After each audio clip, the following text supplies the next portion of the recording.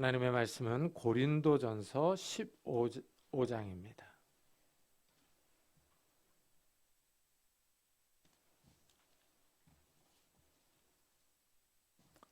고린도전서 15장 신약성경 281페이지입니다. 12절부터 22절까지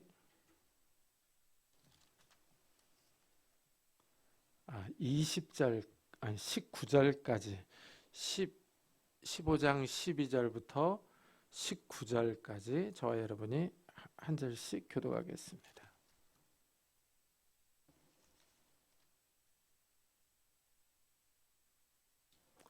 고린도전서 15장 12절부터 19절까지 한 절씩 교독하겠습니다. 그리스도께서 죽은 자 가운데서 다시 살아나셨다 전파되었거늘 너희 중에서 어떤 사람들은 어찌하여 죽은 자 가운데서 부활이 없다 하느냐.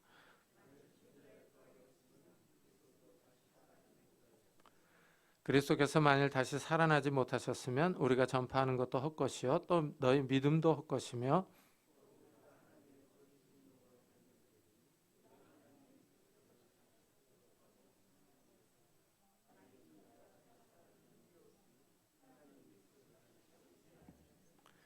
만일 죽은 자가 다시 살아나는 일이 없으면 그리스도도 다시 살아나신 일이 없었을 터이요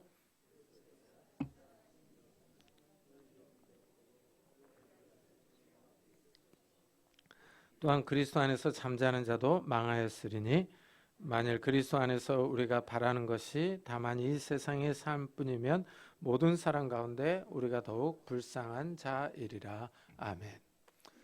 이 고린도 교회에 부활을 믿지 않는 사람들이 있었습니다. 이 부활에 대해서 의심을 합니다.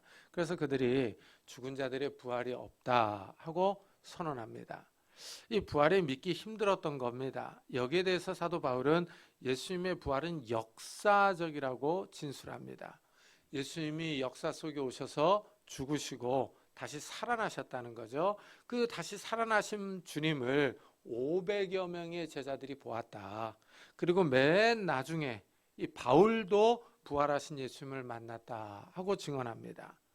이 죽은 사람이 다시 산다는 것이요 인간의 이성을 초월하는 일입니다. 인간의 이성과 지성으로는 받아들이기 어렵습니다. 이래서 어떻게 죽은 사람이 다시 살아날 수 있느냐 하고 반문합니다. 미국에서 10,000명 이상 모이는 대형교회 담임 목사가 책을 냈어요. 그 책에서 지옥은 없다, 모든 사람은 천국에 간다 하고 주장을 해서 큰 화제가 된 적이 있었습니다. 미국 교회에서 지옥이 있다 없다 이 문제로 한참 논란이 일고 있었던 때였습니다. 미국의 한 조사에서 미국 교인들의 25%는 예수를 안 믿어도 구원받는다 하고 생각하는 것으로 조사 발표가 나와가지고 많은 사람을 놀라게 했습니다. 참 이 조사와 이 미국 목사의 책이 흥미롭지 않습니까? 왜냐하면 교인들도 성경의 내용을 잘 믿지 않기 때문입니다. 이 성경에 이렇게 잘 믿어지지 않는 내용들이 있습니다. 이성으로 받아들여지지 않는 내용은 믿기가 어렵습니다. 이 믿어지지 않기 때문에 자신은 받아들일 수 없다고 거절합니다. 천국과 지옥이 있다는 사실을 믿기 어렵다는 겁니다. 이러니 부활 역시 믿기 어렵습니다. 이런 일은 현대 교회에서만 있는 일이 아닙니다. 초대 고린도 교회에서도 있었습니다. 이래서 바울이 먼저 예수님의 부활은 역사적인 사건이라고 말한 후에 오늘 우리가 읽은 말씀에서 만일 죽은 자의 부활이 없으면 하고 가정을 합니다. 가정의 근거에서 무슨 결과들이 일어날 것이다 하고 말을 하는 거예요. 그러니까 부활이 없으면 이런 일들이 일어날 것이다 하고 나열을 하고 있어요. 자, 부활이 없으면 하고 가정하고 일어날 일들에 대해서 말하는데 그 가정의 결과들이 엄청납니다. 이 기독교의 모든 교리가 다 흔들거립니다. 마치 큰 빌딩의 기초가 무너져서 빌딩이 흔들리는 것 같습니다. 먼저 만일 죽은 자의 부활이 없으면 그리스도도 다시 살아나지 못하셨으리라 하고 말합니다. 가장 먼저 말하는 것이 예수님의 부활입니다. 죽은 사람들이 다시 살아나는 것이 없으면 예수님이 다시 살아나지 못했을 것이다 하고 말합니다. 성경은 예수님이 죽은 지 3일에 다시 살아났다고 말하고 있기 때문입니다. 이 죽은 사람은 말이 없습니다. 움직이지도 못하고 듣지도 못합니다. 가만히 누워 있습니다. 그런데 무덤에 누워 놓았던 예수님이 3일에 다시 살아나서 제자들 앞에 나타났습니다. 놀라운 일입니다. 예수님이 다시 살아나셔서 갈릴리에 오셨습니다. 제자들이 예수님을 보고 기뻐하며 경배합니다. 그러나 의심하는 사람들도 있었습니다. 예수를 배웠고 경배하나 아직도 의심하는 사람들이 있더라. 이것은 인간의 자연스러운 반응입니다. 죽었던 예수님이 바로 앞에 있습니다. 믿어지지 않는 겁니다. 어떻게 죽은 사람이 다시 살아날 수 있을까 하고 의심합니다. 내가 혹시 헛개비를 보는 것은 아닐까, 이런 의심이 듭니다. 그만큼 부활은 믿기 어렵습니다. 직접 보면서도 의심한 제자들이 있었습니다. 직접 본 사람도 의심하는데 보지 않고 믿는 우리는 어떻겠습니까? 의심이 드는 것은 당연한 일입니다. 죽은 사람이 다시 사는 부활이 없으면 먼저 예수님이 부활하지 못했을 것입니다. 예수님은 부활하심으로 자신의 능력을 보여주셨습니다. 이래서 로마서 1장 3절에는 성결의 영으로는 죽은 자들 가운데서 부활하사 능력으로 하나님의 아들로 선포되셨으니 곧 우리 주 예수 그리스도시라 라고 말합니다. 죽은 자 가운데서 부활하심으로 하나님의 아들로 인정이 되었습니다. 이 능력으로 하나님의 아들로 인정이 된 겁니다. 성도들은 예수님이 하나님의 아들이며 부활하셔서 살아계신다고 믿습니다. 만일 예수님이 그때 죽어서 다시 살아나지 못했다면 모든 것이 끝났을 것입니다. 예수님은 우리의 구원자가 될 수 없습니다. 왜냐하면 죽은 자는 산 자를 구원할 수 없기 때문입니다. 예수님이 죽어서 끝이 났다면 우리가 예수님을 믿어야 할 이유가 없습니다. 능력이 없는 예수님을 누가 믿겠습니까? 이래서 사도 바울은 오늘 본문에서 2번씩이나 죽은 자의 부활이 없으면 예수 그리스도께서 다시 살아나지 못했을 것이라고 강조합니다. 정말 예수님이 다시 살아나지 않았다면 우리의 믿음이 다 헛것입니다. 가짜입니다. 성도들의 믿음이 다 소용없습니다. 이래서 바울은 그리스도의 부활이 없으면 너희 믿음도 헛것이며 라고 말합니다. 14절과 17절에서 2번씩이나 믿음이 헛것이라고 강조합니다. 예수 그리스도의 부활이요, 이 성도들의 믿음의 대상이며 내용입니다. 우리 믿음의 가장 중요한 요소입니다. 이 성도들은 주일마다 교회에 와서 예배를 드릴 때 사도신경을 고백합니다. 사도신경은 성도들의 신앙 고백입니다. 우리 믿음의 핵심 사항입니다. 이 사도신경의 중심 내용이 예수 그리스도입니다. 예수 그리스도의 탄생과 죽음, 부활과 승천, 그리고 재림에 대해서 고백합니다. 십자가에 못 박혀 죽으시고 장사한 지 사흘 만에 죽은 자 가운데서 다시 살아나시며 하늘에 오르사 전능하신 하나님 우편에 앉아 계시다가 저희로서 산자와 죽은 자를 심판하러 오시리라 하고 고백합니다. 만일 예수님이 다시 살아나지 않았다면 이 고백 내용은 다 헛것입니다. 다 소용이 없습니다. 성도들이 매주일 교회 와서 신앙 고백을 하는데 그 신앙은 다 거짓입니다. 예수님의 부활이 없으면 신앙의 내용이 없어집니다. 예수님이 부활하셨다는 고백은 우리 믿음의 내용입니다. 우리 믿음의 핵심입니다. 만일 부활이 없으면 우리 믿음의 내용이 날아갑니다. 믿음의 내용이 없어집니다. 또한 예수 그리스도의 부활은 우리의 부활과 관련이 있습니다. 성도들은 마지막 날에 다시 살아날 것을 믿습니다. 몸이 다시 사는 것과 영원히 사는 것을 믿사옵나이다. 아멘 하고 고백합니다.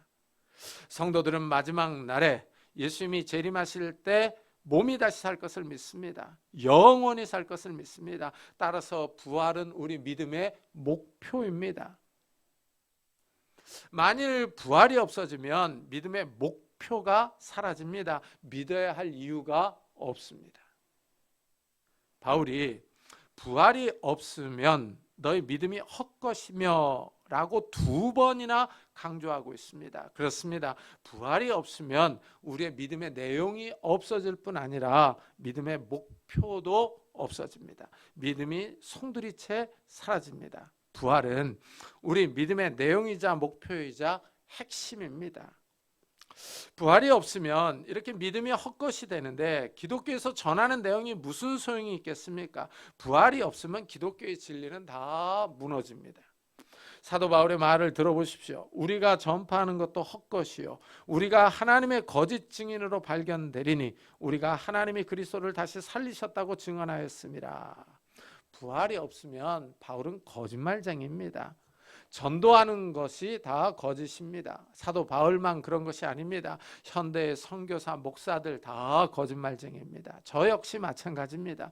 주일마다 이 강단에서 설교하는데 예수님의 부활이 없으면 이 모든 일이 말짱 도루묵이며 꽝입니다. 이 땅에 이 짐승과 곤충이 살아 있습니다. 참 이 짐승과 곤충을 보면 신비롭습니다. 이 겨울에 긴 동면을 하다가 깨어나는 동물들이 있습니다. 그리고 땅에서 긴 세월을 보내다가 땅 위로 나오는 곤충들이 있습니다. 미국에서 올해 여름에 1000조 마리가 넘는 매미떼가 출현할 것이라는 보도가 나옵니다. 13년 주기로 나오는 매미와 17년 주기로 나오는 매미가 올라와서 같이 활동하는 해이기 때문입니다. 이 외에도 다른 매미 7종이 함께 나올 것으로 예상합니다. 이래서 미국 사회에 큰 뉴스거리입니다. 이 매미는 큰 피해를 주지는 않지만 소음 공해가 심각합니다. 또한 이렇게 많은 개체수가 나오면 여러 피해가 발생할 수 있습니다. 이래서 매미를 식용으로 사용하는 그런 요리들이 나오고 있습니다. 그래서 매미 김치가 선을 보이기도 합니다. 이 매미가 신기한 것은 알에서 부화한 유충이 땅에 들어가서 식물의 뿌리에서 수액을 빨아먹고 삽니다. 몇 년에 걸쳐서 5번이나 탈피를 합니다.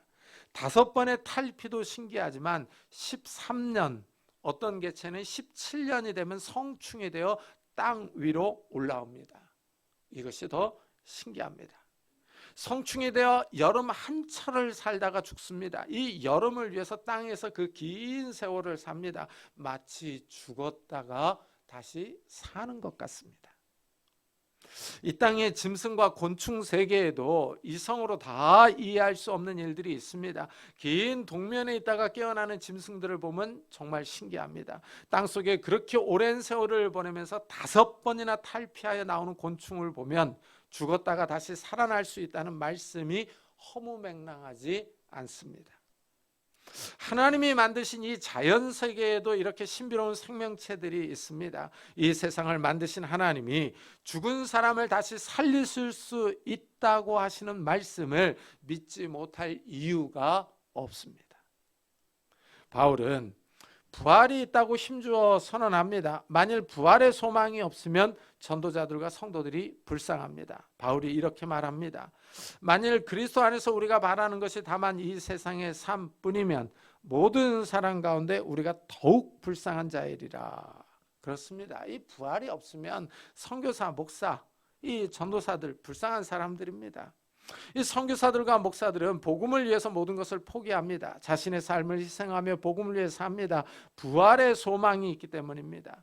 부활의 소망 때문에 이 세상에서 복음을 위하여 헌신하며 수고합니다. 그런데 부활이 없다면 이 선교사들과 목사들이요 가장 불쌍한 사람들이죠. 부활이 없으면 이 땅의 삶이 전부입니다. 먹고 마시며 즐겁게 사는 것이 가장 행복할 것입니다. 부활이 없으면 쾌락을 추구하는 삶이 최고일 겁니다. 부활이 없으면 기독교의 모든 것이 무너집니다. 마치 도미노 같습니다. 도미노는 하나를 건드리면 연이어서 다 무너집니다. 죽은 자의 부활이 없으면 기독교의 진리들이 다 무너집니다. 죽은 자의 부활이 없으면 예수님이 다시 살지 못했습니다. 예수님이 부활하지 못했으면 우리 믿음도 헛것입니다. 또한 기독교에서 전파하는 내용도 다 거짓입니다. 예배를 드릴 필요도 없습니다. 전도와 선교가 다 필요 없습니다. 그러나 우리는 부활이 있다는 것을 확실히 믿습니다. 예수님이 죽은 지 3일에 다시 살아나심으로 인간의 굴레인 사망의 권세를 깨트리셨습니다. 사망의 세력에서 우리를 해방시켜 주셨습니다. 첫사람 아담 때문에 사망이 이 땅에 왔습니다. 아담이 하나님의 명령을 어김으로 사망이 찾아왔습니다. 사망이 인류를 지배하고 있습니다. 참 사람이 살아 움직이는 것도 신기하지 않습니까? 말하고 듣고 먹고 춤추고 놉니다. 웃습니다. 그런데 죽는 것도 신기하잖아요. 어떻게 호흡이 끊어지면 가만히 누워있느냐 하는 거예요. 말도 못하고 움직이지도 못합니다. 정말 사람의 생명과 죽음이 신비롭습니다. 근데 이 죽음이 아담 때문에 온 것이에요. 그러나 예수님이 십자가에서 죽고 다시 살아나심으로 새 생명, 부활의 생명이 찾아옵니다. 이래서 바울이 이렇게 얘기를 합니다. 아담 안에서 모든 사람이 죽은 것 같이 그리스도 안에서 모든 사람이 삶을 얻으리라. 사람은 죄 때문에 죽습니다. 그러나 죽음으로 끝이 아닙니다. 부활이 있습니다. 생명의 부활이 있습니다. 예수 그리스도를 믿는 사람들은 마지막 날에 다시 살 것을 믿습니다. 우리가 이 땅에서 죽으면은 우리 육신은 땅에 묻힙니다. 그러나 영혼은 하늘나라에 갑니다. 예수님이 재림하실 때 우리 육신이 부활의 몸으로 살아납니다. 그때 우리는 하나님의 나라에서 영원히 살 것입니다. 예수님이 다시 살아나셨습니다. 예수님이 부활하신 것은 이 역사의 마지막, 이 마지막에 일어날 부활 사건을 미리 보여주는 겁니다. 역사 속에서 부활이 미리 앞당겨 일어난 것입니다. 이래서 예수님의 부활을 선취라고 부릅니다. 또한 예수님의 부활은 역사의 마지막에 있을 부활을 미리 보여줍니다. 이래서 예수님의 부활을 예기라고 말합니다. 예수님의 부활을 통해서 성도들이 부활할 것을 바라보는 겁니다. 우리가 다시 살 것을 믿는 겁니다. 예수님이 부활의 첫 열매입니다. 예수님이 부활하신 것처럼 성도들이 다 부활할 것입니다. 예수님의 부활이 우리 믿음의 내용이자 목표입니다. 예수님이 부활하심으로 우리에게 새 생명이 왔습니다.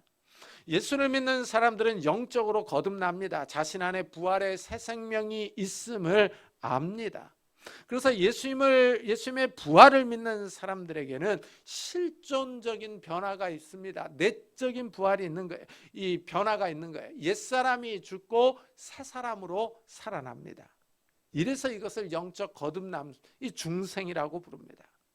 예수님이 부활하셔서 우리에게 부활의 소망이 있습니다. 새 생명의 역사가 있습니다. 이래서 성도들은 이 땅에서 낙심하지 않습니다. 아무리 어려운 일을 만나도 쓰러지지 않고 좌절하지 않습니다. 부활의 소망이 있기 때문입니다. 죽음을 이기신 예수님이 우리의 구원자입니다. 우리를 돕는 자입니다. 오늘도 살아계셔서 우리를 지키시며 돌보고 계십니다. 또한 우리에게 부활의 능력을 주십니다. 새 생명의 힘을 주십니다. 부활의 소망과 능력이 우리와 함께 하는데 왜 우리가 낙심하겠습니까? 무엇이 우리를 사로잡을 수 있겠습니까? 사업의 실패가 우리를 좌절시키지 못합니다. 질병이 우리를 무너뜨리지 못합니다. 사랑하는 사람과의 이별과 사별이 우리를 꺾지 못합니다. 비록 우리가 이 땅에서 살면서 이런 일들을 당할 수 있습니다. 이런 일로 인하여 잠시 낙심할 수 있습니다. 일시적으로 흔들릴 수 있습니다. 그러나 우리는 넘어지지 않습니다. 좌절하지 않습니다. 예수 그리스도의 부활과 소망과 능력이 우리와 함께하기 때문입니다. 부활의 소망이 있는 사람들, 부활의 능력이 있는 사람들은 주의 일에 더욱 힘씁니다. 주의 일을 하다가 낙심하지 않습니다. 좌절하지 않습니다. 그러므로 내 사랑하는 형제들아, 견실하며 흔들리지 말고 항상 주의 일에 더욱 힘쓰는 자들이 되라. 이는 너희 수고가 주 안에서 헛되지 않은 줄 알미라. 부활의 소망이 있는 사람들이요, 흔들리지 않습니다. 든든하게 서 있습니다. 주의 일에 힘을 씁니다. 주의 일을 하다가 낙심하지 않습니다. 우리가 주를 위하여 수고하고 애쓰며 헌신하는 모든 일이 헛수고가 아니기 때문입니다. 하나님이 우리를 보고 계십니다. 하나님이 우리를 위로하십니다. 하나님이 우리에게 갚아주실 때가 있습니다. 부활은 과학이나 의학으로 증명할 수 있는 영역이 아니라 믿음의 영역입니다. 믿음으로 받아들이는 사람들만이 하나님 나라의 새 생명, 부활을 알 수 있습니다. 영생이 믿어집니다. 부활의 기쁨과 소망이 넘치는 성도님들이 되시기를 예수 그리스도의 이름으로 축복합니다.